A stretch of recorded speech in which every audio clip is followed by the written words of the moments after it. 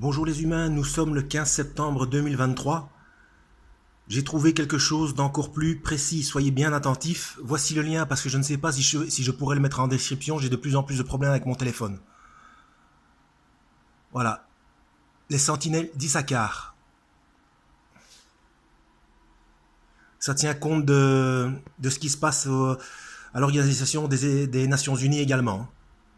Stellarium par exemple. En entrant juste une date, nous pouvons voir l'état du ciel à cette date précise et l'application donne un résultat sans faille.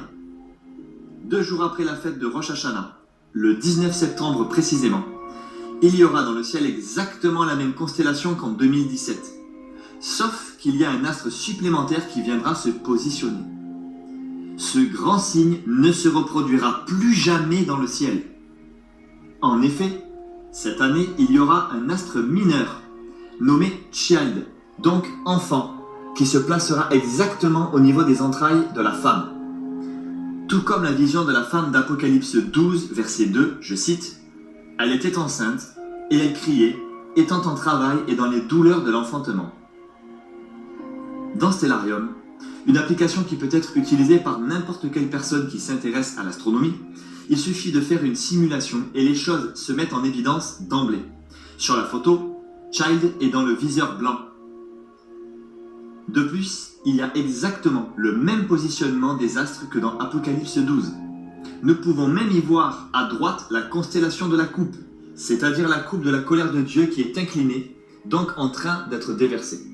Cela signifie donc que cela se passe forcément pendant la grande tribulation.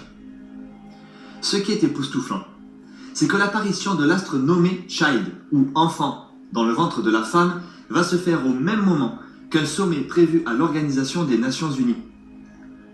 Ce sommet, qui s'appelle ODD, compte rassembler les nations du monde.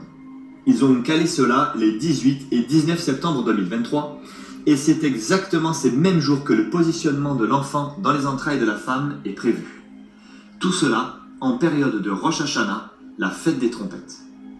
Chose surprenante, il y aura également ce 19 septembre une météorite qui s'appelle United Nations, qui viendra se placer juste à côté de Child.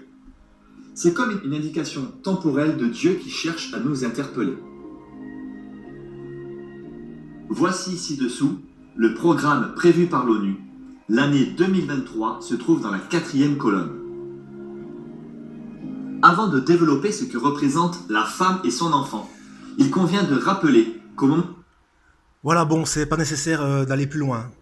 Donc, je vais voir si je peux la mettre en description ou si je... De toute façon, regardez ma vidéo hypothétique tableau noir et principe de précaution. Hein. Que Dieu vous guide.